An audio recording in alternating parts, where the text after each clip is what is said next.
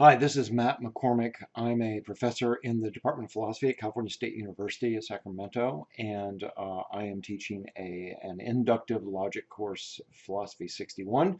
This is my introductory lecture for that class. So let's talk about what inductive logic is. So first, here's what's weird.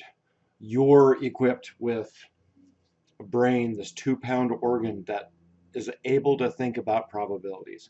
You're already actually very good at thinking about probabilities. You just don't realize it. For lots of problems, evolution strapped together this sort of strange cognitive system that has hunches, intuitions, feelings, doubts, uneasiness, confidence, skepticism, assurance, wonder, awe, curiosity. And I raise all those to get you to think about the way those feel. You've got a meat system that has those feelings, and it has those feelings about epistemic environments you're in. So you get confronted with a claim or a situation or a possible solution to a problem, or you're considering some prospect and you have a feeling about it. Okay, so your brain provides you subjectively at your level, provides you with a feeling. That feeling is a sort of metacognitive judgment about whether or not something's true. And that's the way human cognitive systems, meat systems, deal with probabilities. They have feelings about something. They've got a hunch that something's true, or got a doubt that something's not true.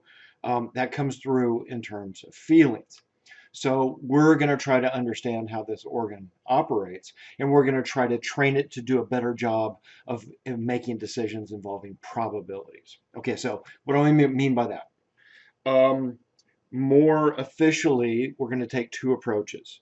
So we're going to have on the one side a formal, we're going to look at the formal models of inductive logic, of probability reasoning. So to do that, we're going to use Ian Hacking's book, An Introduction to Probability and Inductive Logic. And that's going to give us a picture of what our best formal models are for how to make probabilistic decisions well or correctly. That is, we formalize them, put them down on paper, make them mathematical. That's a different formal way of dealing with it than you dealing with your hunches, your intuitions, your suspicions, or your feelings. So that's going to tell us the prescriptive account of how we should reason about probabilities. Okay, so that's going to be sort of the gold standard.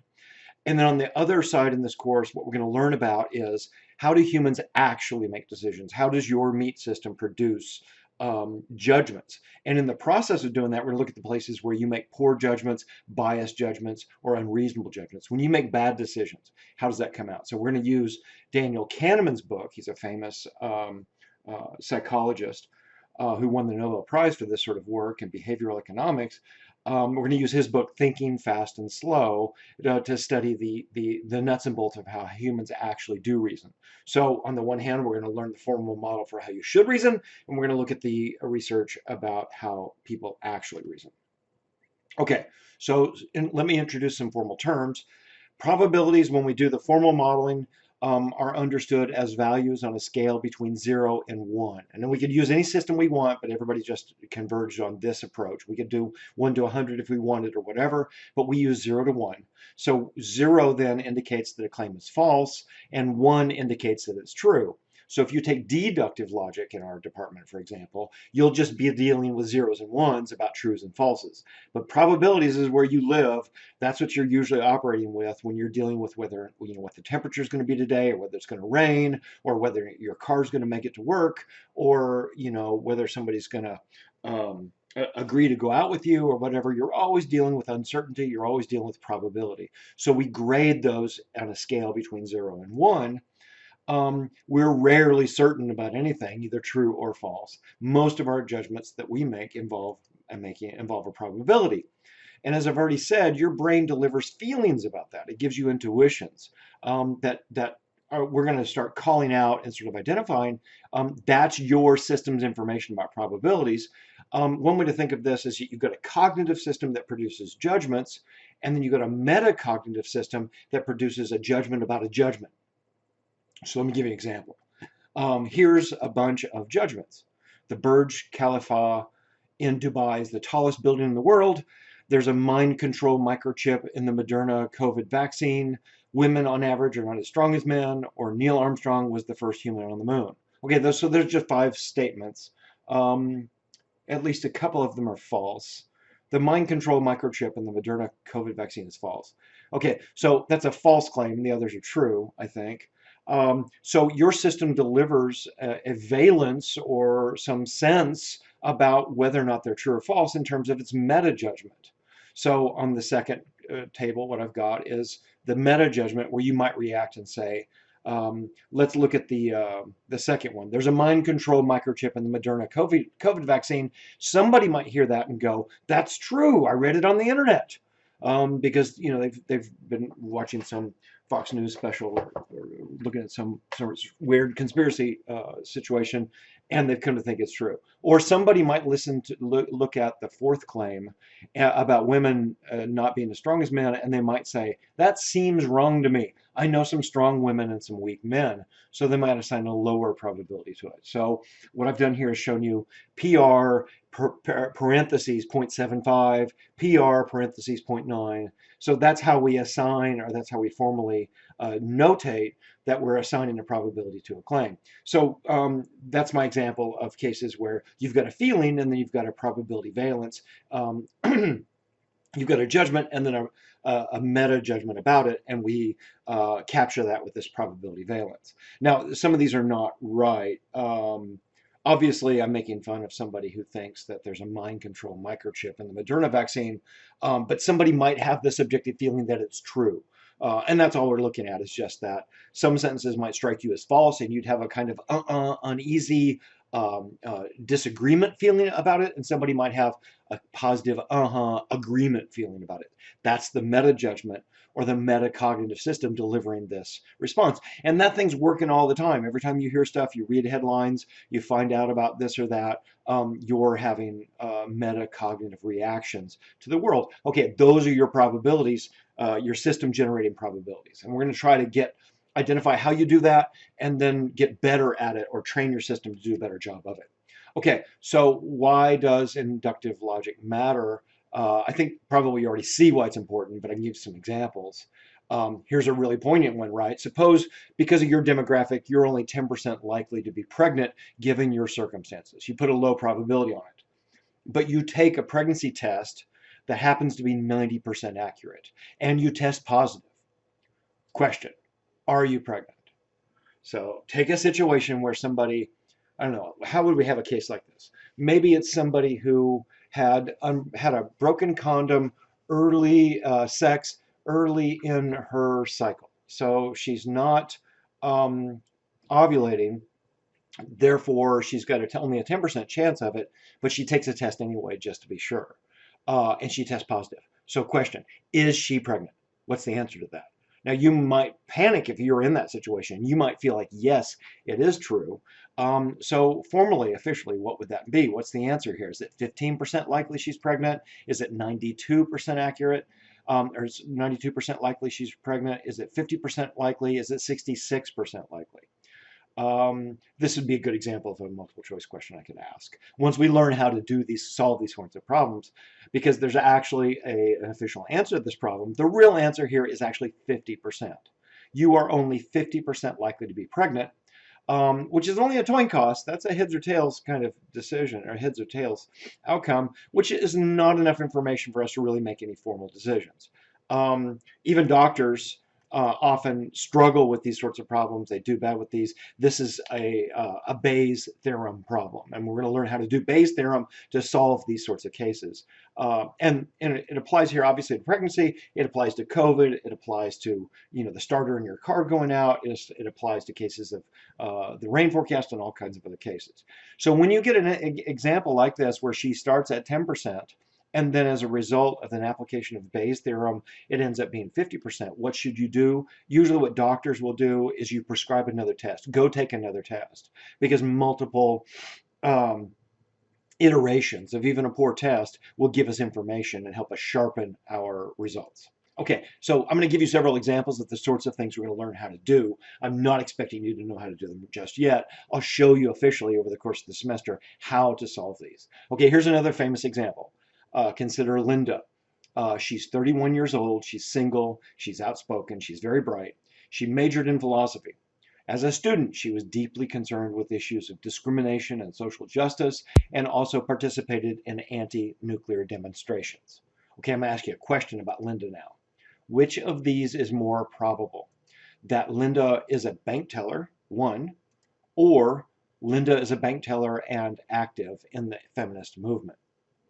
Which one's more probable, given the description we just saw of Linda? Now, interestingly, the right answer is one. But famously, when Kahneman and Tversky, and Kahneman wrote one of our books, tested this question, large percentages of people said that two was more probable. But that's demonstrably false. Two is not more probable given the situation. Why? It's a thing called the multiplication rule. And formally, this is a bit boring sounding, but it's important, the conjoined probability of independent properties is always lower than they are considered by themselves. That is to say, the conjoined probability of Linda being a bank teller and being active in the feminist movement, you multiply those together, and that actually comes out to be a very small probability. It's a higher probability that she's just a bank teller. So for example, consider this case. A chance that a randomly chosen person from a crowd is an accountant. Suppose I just pull somebody off the street. Now, what's the odds that this guy's an accountant? The odds that that guy's an accountant is higher than the chance that this guy is an accountant who also square dances. Like the subset of square dancing accountants is smaller than the set of accountants. So if I'm just grabbing somebody at random out of the population, then they might be an accountant, but they're less likely to be an accountant who square dances. Same problem goes for about the Linda bank teller case. So we're going to get those kind of more official and formalized and recognize these situations where we make mistakes like that. Why do probabilities matter? Here's another case. It's kind of arbitrary, but you can imagine how this could fit in the real world. Suppose a bowl has 5 apples and 2 of them are poisoned. If you eat both poisoned ones, you will die. What's the probability you will die if you eat 3 out of the 5 apples? Now, this is a hard problem. I actually gave this to a friend of mine who's a math teacher, and he gave it and he shared it with a whole bunch of other faculty in his math department, and most of them got it wrong. That is, it's very difficult to sort of understand how to deal with these kinds of problems because you're thinking, well, if I'm going to eat 3 of them, I'm going to eat 3 out of the 5 apples. 2 of them are poisoned. I have to eat both poisoned ones to die. So will I die? What are the odds here? The odds are actually lower than 50%. The odds are actually 30% or probability 0.3. And I'm going to show you how to solve a problem like that. Here, quickly, is an example of a probability tree that shows you eating the first, second, and third apples, and how the odds change in each case of getting a poisoned apple. And here's 3 paths to a dead person. That is, you make a choice on the right for the first apple, it's either poisoned or not poisoned, and then after that, you either get another poison one, in which case you die, or you get a not poison and a poison one, and so on. So here's how the probabilities change as the number of apples in the bowl dwindles, and we remain, we either have poisoned or not poisoned apples left, and the math on that works out like this. But again, I'm not going to expect you to know how to do this yet. I'm going to explain all this later. You'll be doing these kinds of problems with ease very soon. Okay, so what else can we say about reasoning mistakes? Those are formalized quantitative models that show us how to reason probabilistically correctly. Why is it that people make such mistakes, or how do they screw up when they're dealing with probabilities? The mistakes we make arise from a number of interesting features of our brains and the way they interact with our environments. And I've got kind of a laundry list here of a bunch of different interesting examples of the sorts of screw-ups that we're prone to. Okay, so let's look at some of those. In the last 2 million years, the hominid brain, particularly the frontal lobe, and you can see it on this chart of all these skulls, the rapidly expanded in size. The cranium just got huge in the front there. So by comparison to Australopithecus, it's more like a gorilla skull. Homo sapiens skull has this great big dome in the front, your forehead, and that's where all this, a lot of the frontal lobe reasoning, sophisticated decision making and problem solving stuff happens. That happens within the front. Okay. This expanded brain capacity evolved very quickly, and happen in these evolutionary circumstances that I'm going to talk about in a second, they turn out to be very different than the ones under which you're living currently in some ways. The frontal lobe manages high-level executive functions, planning, self-monitoring, impulse control, problem-solving, memory, language, social, and sexual control. A lot of the things that we think of as being most uniquely human, what makes us human, comes out of the activity of that part of the brain. So it's a very new part of the brain on the scene in evolutionary terms. But we've got some very old evolutionary systems that harken back to very similar structures that are like in lizards, that are deeper down in the bottom of the brain. And our brains have these complicated sets of interactions between the frontal lobe and these other regions. And we get some weird and interesting behaviors and decision-making results that come out of the exchange and the interaction of these two, new brain and old brain, in the human system. So, for instance, that expanded capacity, cognitive capacity, evolved to deal with a set of problems that are often very different than the ones we typically face in our lives now, right? So you've got these hominids that are working together with sticks, trying to just kill a gazelle so they can eat their dinner. They're having to evade or deal with a saber-toothed tiger, one of their few serious large predators.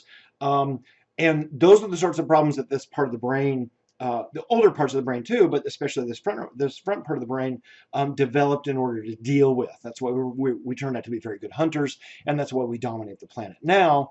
But of course, many of the features that we evolved to deal with are very similar. The behaviors that we deal with and the things we do now are very similar to the things that we evolved to deal with, right? So this woman sort of showing off her ass for her boyfriend and then getting caught taking a selfie.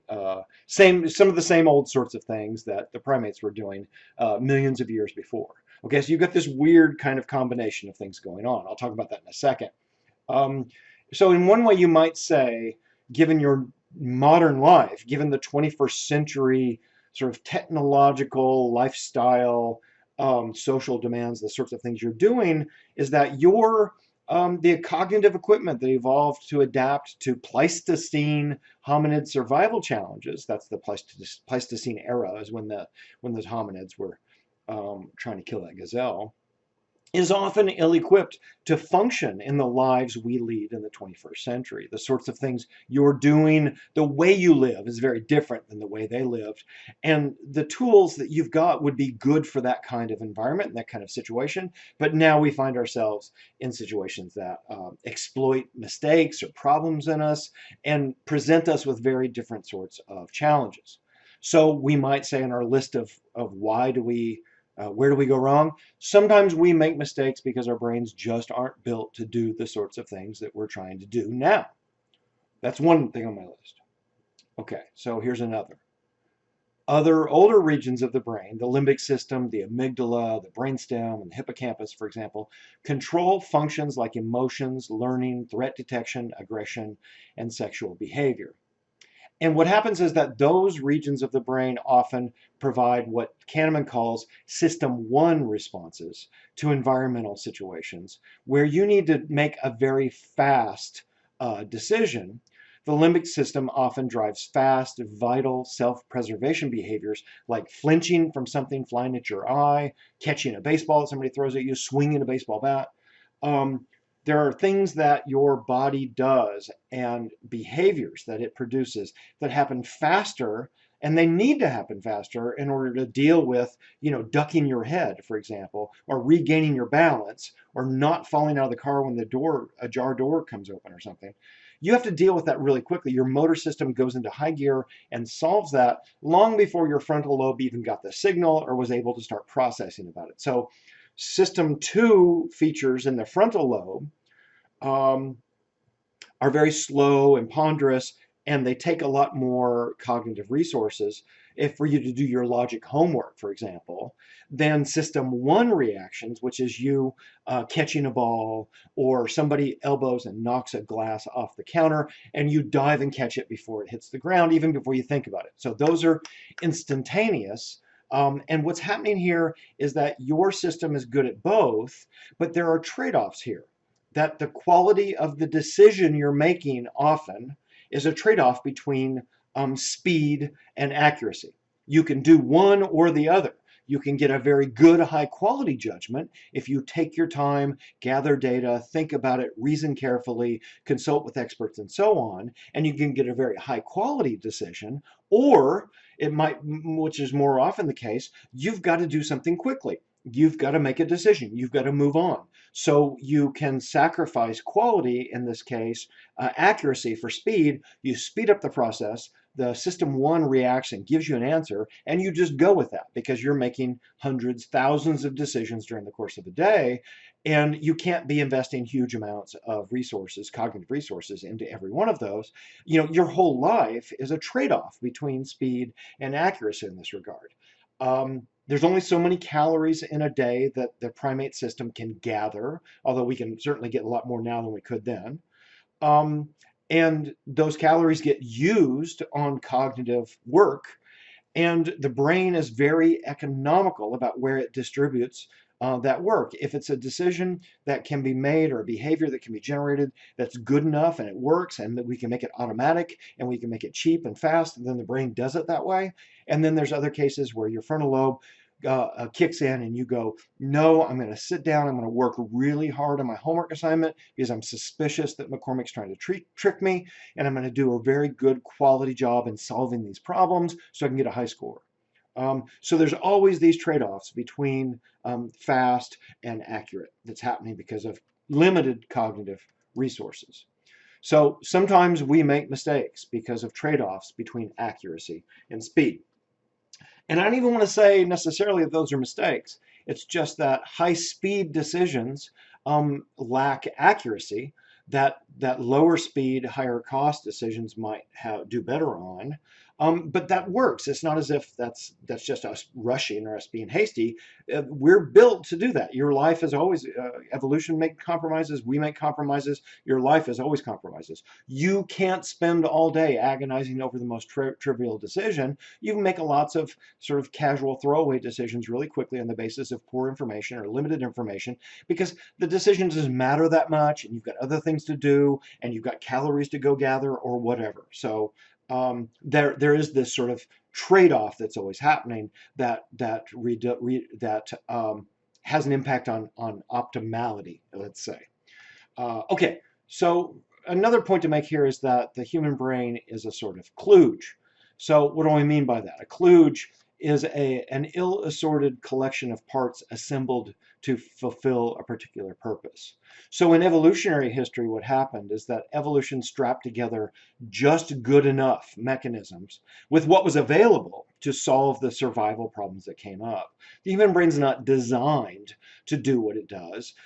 Evolution found ways using the organisms or the genes that were available at the time to make small incremental steps, each of which bestowed some adaptive advantage that on a long path from the first fish that crawled out of the ocean to the sort of modern human. So there's little gradations that led on this path of cognitive configuration between here and there, all of which conveyed some adaptive advantage, and evolution just sort of stumbled upon and found solutions that produce the answers or produce the systems that we deal with. So you're a kludgy system. And again, that's not necessarily a bad thing. It's just that's the way we're built. And the way we're built is got some funny features to it. For example, we might call these exploiting the kludge cases. Conspiracy theories, anti-vaxxer theories, QAnon hysteria in recent news, microchippers, I've already talked about them, cults. Sometimes, the reason I give this list is that these are examples of what I'd like to say is, call these weird ideas or call these fringe ideas. They're idea systems that have particular features to them.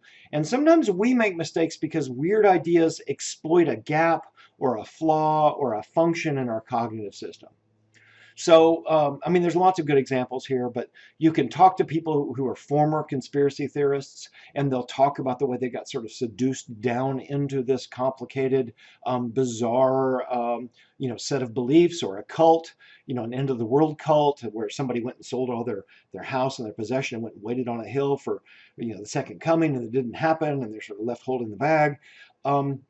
that there's these belief systems or these ideas out in culture that sometimes other humans are promoting, and they can get in there and they work like a little bug. They exploit like a virus, like a doxastic virus, not a biological virus, but a belief virus that can exploit weaknesses or aspects of your cognitive system, and they can find their way around your cognitive immune system, which should be skepticism and critical thinking and an inductive logic class that would equip you with some tools for how to make decisions and how to decide what's true and what's false.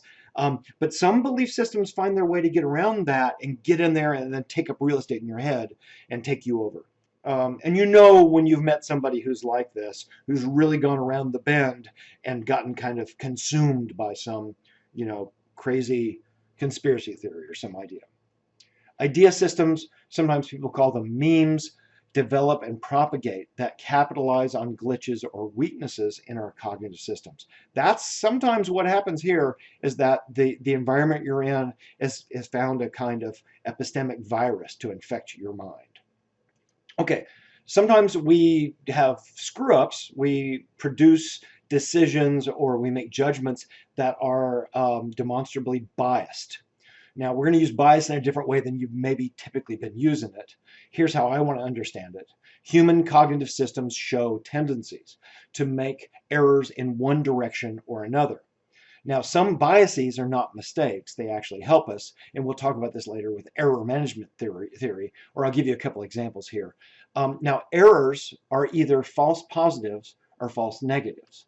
That is, correct answers are true positives or true negatives. So I'm going to introduce a bit of terminology here.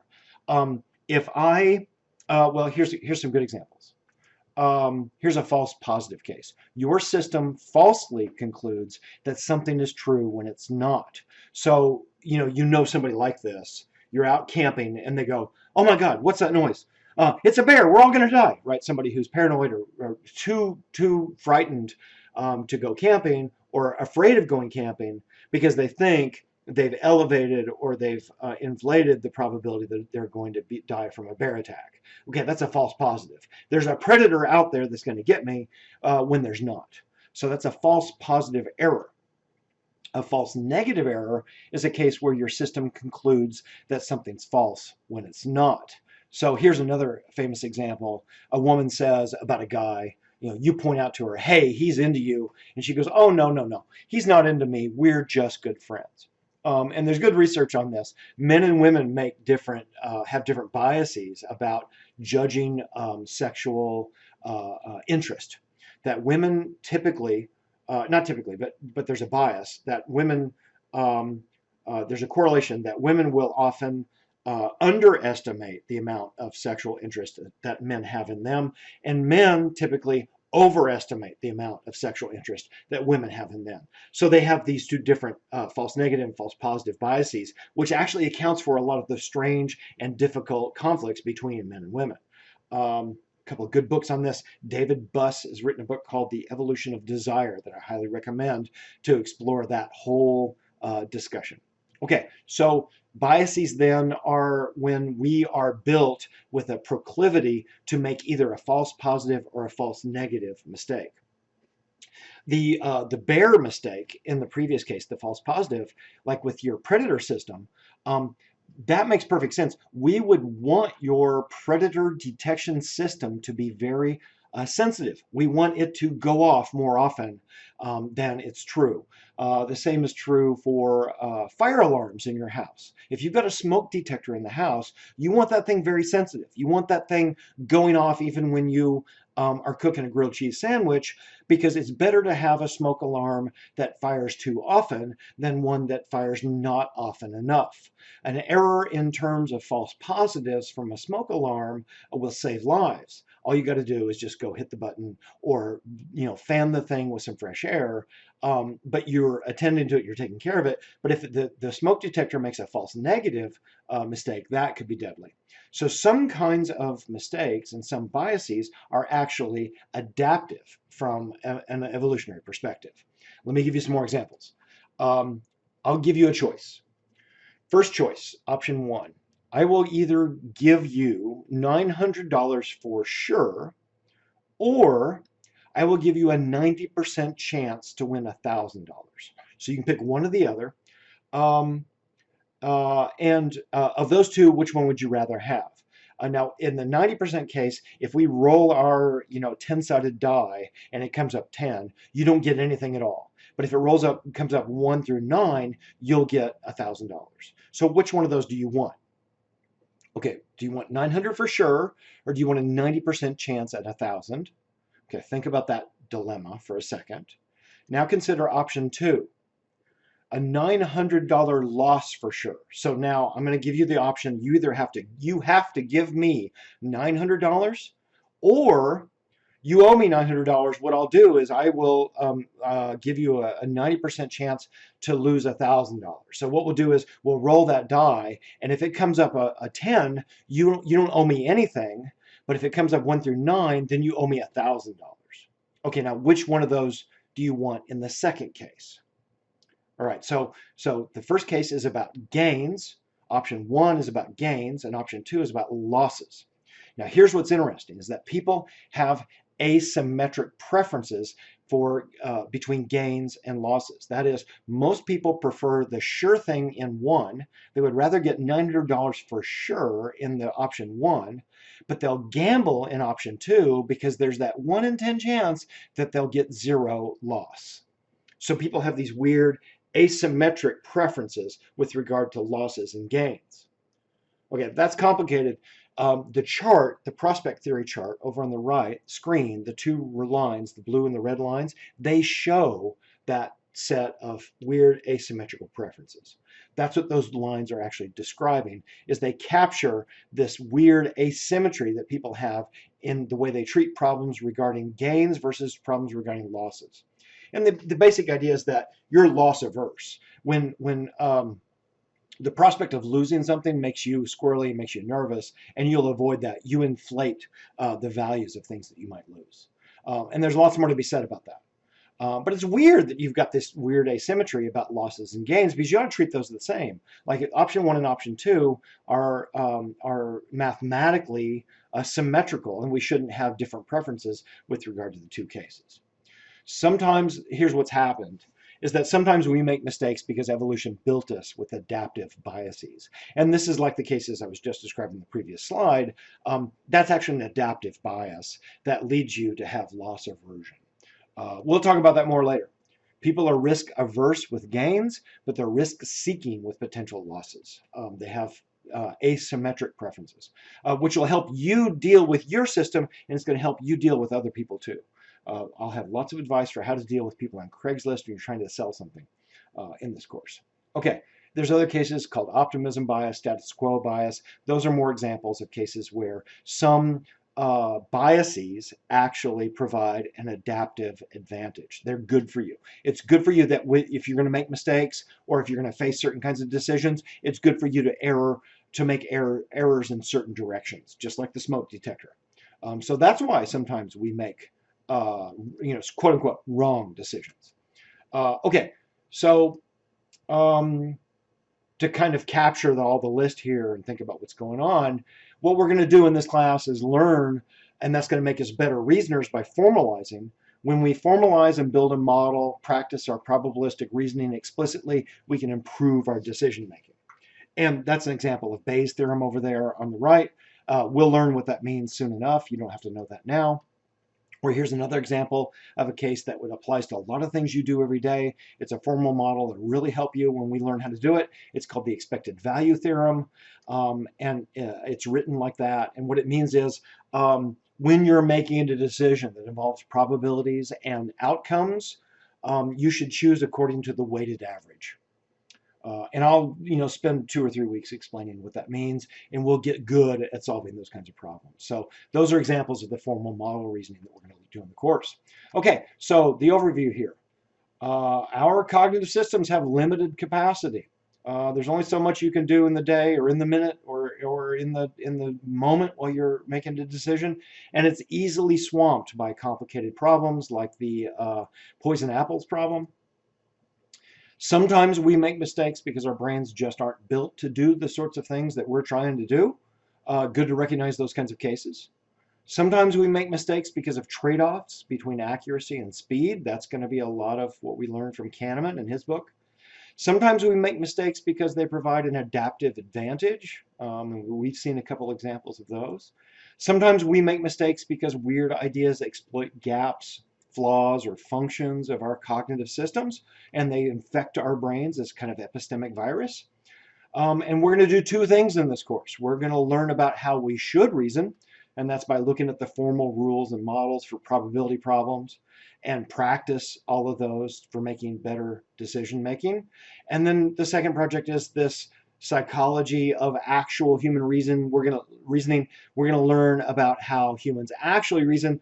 We make mistakes because we're ill-equipped by evolution to do the sorts of things we're trying to do because of limited time and cognitive resources, or because of evolved biases built into our systems. All right, so that's your introduction to what we're going to do in this course.